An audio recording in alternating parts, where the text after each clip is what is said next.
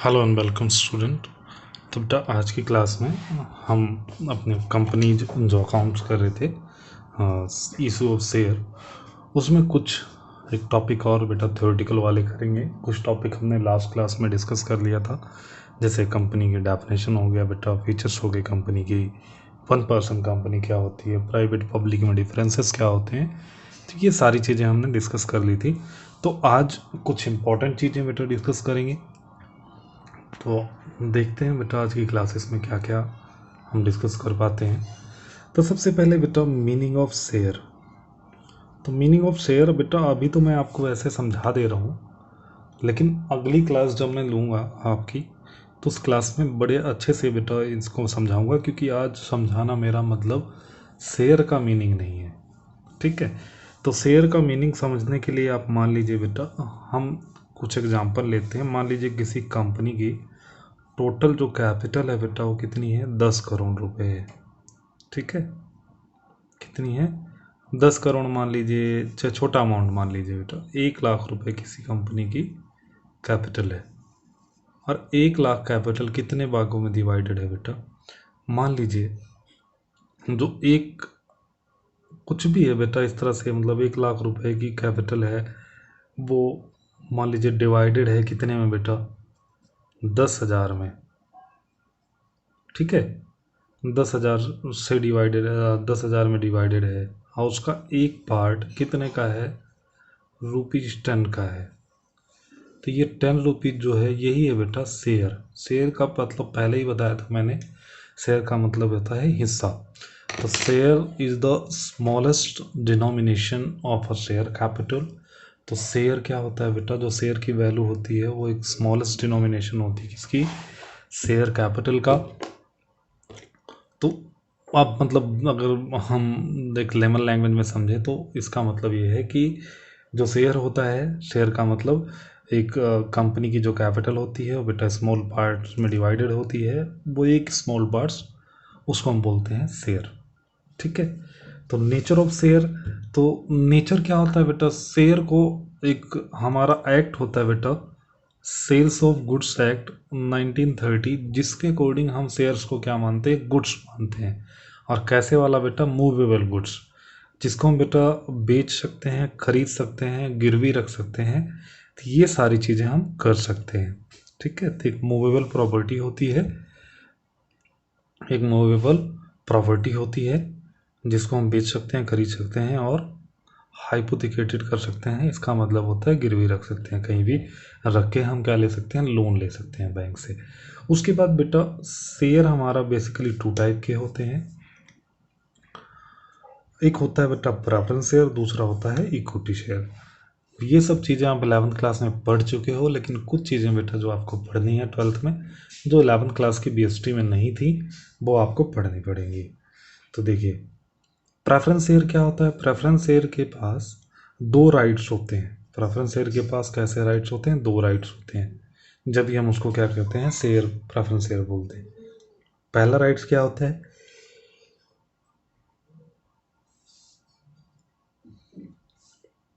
उनके पास राइट्स होता है एक फिक्स रेट से डिविडेंड रिसीव करने का।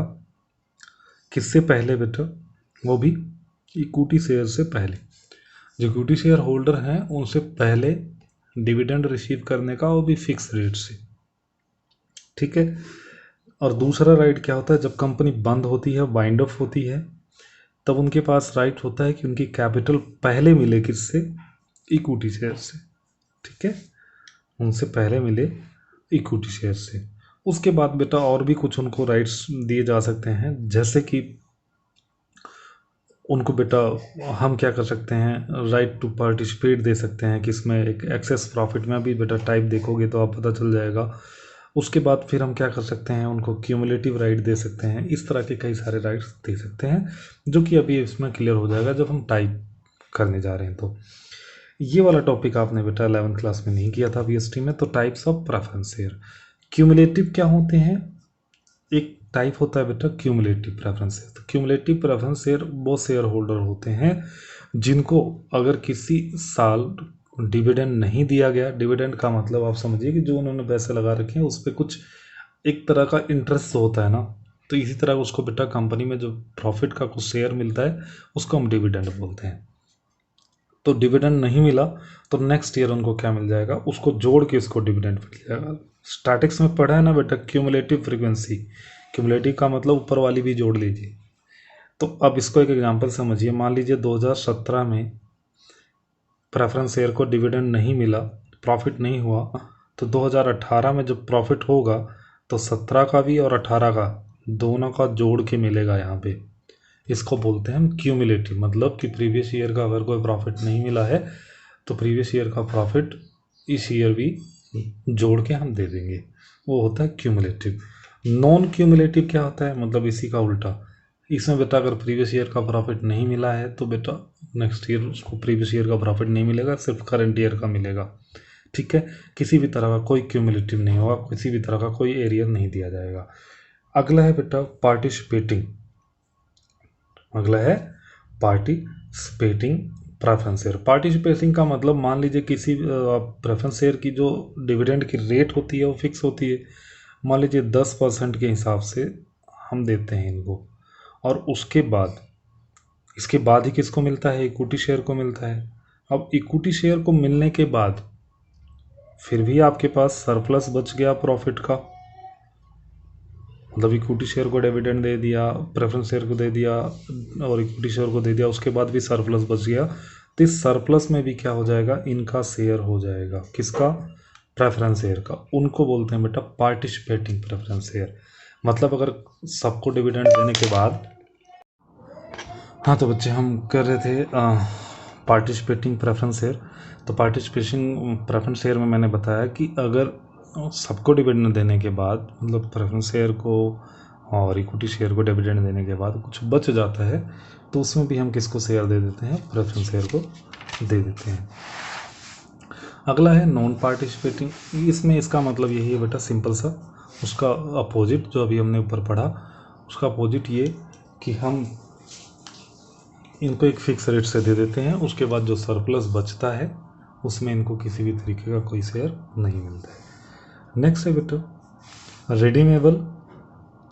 रिडीमेबल का मतलब ऐसा शेयर होता है जो कंपनी अपने लाइफ टाइम में बेटा क्या कर सकती है, इनको रिडीम कर सकती है। रिडीम का मतलब इनके पैसे वापस कर देना, रिडीमेबल का मतलब इनके पैसे को वापस कर सकती है। ठीक है। ई रिडीमेबल, ई रिडीमेबल का मतलब होता है बेटा कि ऐसे शेयर्स जो कि बेटा कंपनी जिनको अपने लाइफ टाइम में बेटा रिडीम नहीं कर सकती, मतलब इनके पैसे वापस नहीं कर सकती, इनके पैसे सिर्फ वापस होंगे जब कंपनी बंद होगी, वाइंड अप होगी तभी। ठीक है, वो होते हैं इरिडीमेबल। नेक्स्ट होता है बेटा कन्वर्टेबल। कन्वर्टेबल का मतलब ऐसे प्रेफरेंस शेयर जो कि बेटा किस में, इक्विटी शेयर में कन्वर्ट हो जाते हैं, उनको हम कन्वर्टेबल प्रेफरेंस शेयर बोलते हैं। नेक्स्ट है नॉन कन्वर्टेबल।